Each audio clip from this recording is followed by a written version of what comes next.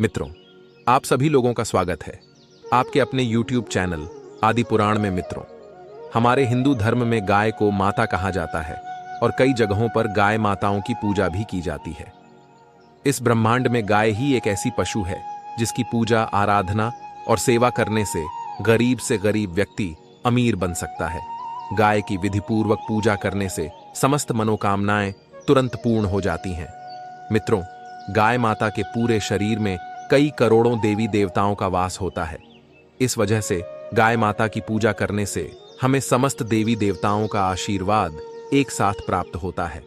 मित्रों, आज की वीडियो में हम आपको बताएंगे कि गाय माता को एक रोटी खिलाने से कौन सा फल मिलता है। गाय माता का वह कौन सा अंग है जिसे सिर्फ स्पर्श करने से व्यक्ति के सारे दुख दर्द दूर हो जाते हैं, और जो व्यक्ति गायों को दुख देता है, उन्हें मारता पीटता है, उसे कौन सा दंड मिलता है, और किस कारण से गाय माता ने क्रोधित होकर समस्त स्त्रियों को श्राप दे दिया था, जिस श्राप का सहन स्त्रियां आज भी कर रही हैं। मित्रों, आपका ज्यादा समय नष्ट न करते हुए वीडियो को शुरू करते हैं।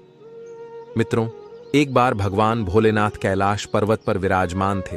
तभी अचानक से देवर्षि नारद जी नारायण नारायण का जाप करते हुए उनके पास आकर रुक जाते हैं और भगवान शिव जी को प्रणाम करते हैं।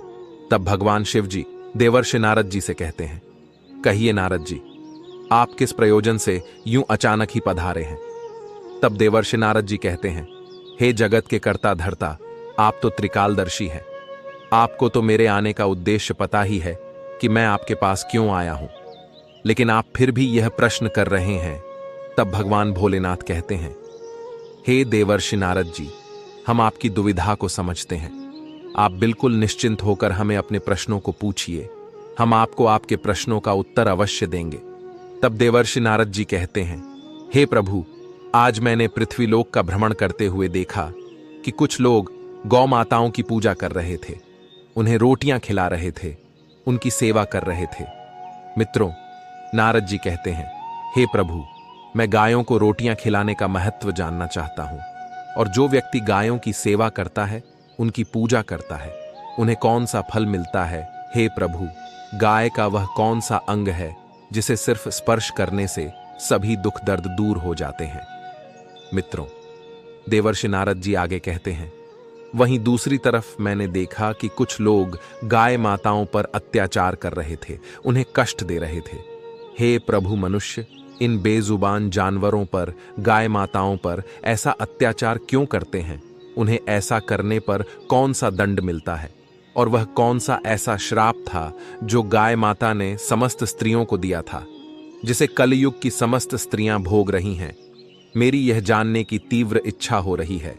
तब भगवान शिव जी मुस्कुराते हुए देवर्षि नारद जी से कहते हैं, हे नारायण भक्त नारद जी, आपके ये सभी प्रश्न बहुत ही महत्वपूर्ण हैं, और आपने इन सभी प्रश्नों को पूछकर पूरे ब्रह्मांड का उद्धार कर दिया है। लेकिन मैं आपको आपके इन प्रश्नों का उत्तर देने से पहले आपको एक अत्यंत ज्ञानवर्धक कहानी सुनाना चाहता हूं। मित्रों, भगवान शिव जी कहते हैं, हे देवर्षि नारद जी, किसी समय की बात है, अवंतीपुर नामक नगर में गोपेश नाम का एक धनवान सेठ रहता था। वह प्रतिदिन ईश्वर की पूजा आराधना करता था। उसके जीवन में कोई दुख दर्द नहीं था। वह सुखपूर्वक से अपने जीवन का निर्वाहन कर रहा था। लेकिन कहते हैं ना कि बिना सुख और दुख का मनुष्य बिना जल के मछली के समान होता है। इसलिए मनुष्यों के जीवन में सुख के साथ दुख का आगमन होना ही चाहिए। उस सेठ के साथ भी ऐसा ही कुछ हुआ था। उसके जीवन में सिर्फ एक ही दुख था कि उसको अभी तक संतान प्राप्ति का सुख नहीं मिला था। इस वजह से वह बहुत ही दुखी रहता था। उसने अपनी पत्नी को पता नहीं कितने वेदों और हकीमों को दिखा दिया था, लेकिन उसे संतान की प्राप्ति नहीं हो रही थी। एक दिन गोपेश अपने किसी कार्य से किसी नगर की तरफ जा रहा था। तब उसने देखा कि एक तपस्वी महात्मा जी अपनी साधना में लीन हैं। तब वह गोपेश उन महात्मा जी के पास रुक जाता है। कुछ देर ऐसे ही बैठने के बाद वे तपस्वी महात्मा जी अपनी आंखें खोलते हैं, तो वह गोपेश नाम का सेठ उन महात्मा जी से कहता है, हे विप्र, मैं अपने जीवन से बहुत ही परेशान हूं, कृपया आप मुझे इस कष्ट से निजात पहुंचाइए। तब वे महात्मा जी उस गोपेश नाम के सेठ से कहते हैं, हे मानव, तुझे किस बात का कष्ट है? तू तो बहुत ही धनवान लग रहा है। लगता नहीं है कि तुझे कोई कष्ट भी होगा। फिर वह गोपेश नाम का सेठ बड़े ही दुखी भाव से कहता है, हे त्रिकालदर्शी, मेरे जीवन में केवल एक ही दुख है, और वह यह है कि मेरे विवाह को कई वर्ष हो चुके हैं, लेकिन अभी तक मुझे संतान की प्राप्ति नहीं हुई है।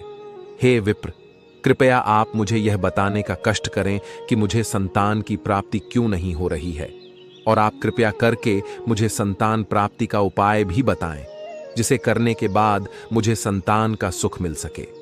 तब वे महात्मा जी अपनी अंतर्मन की शक्ति से उस गोपेश नाम के सेठ के जीवन में घटित सभी घटनाओं को देख लेते हैं और क्रोध में उस सेठ से कहते हैं, अरे मूर्ख मानव, तूने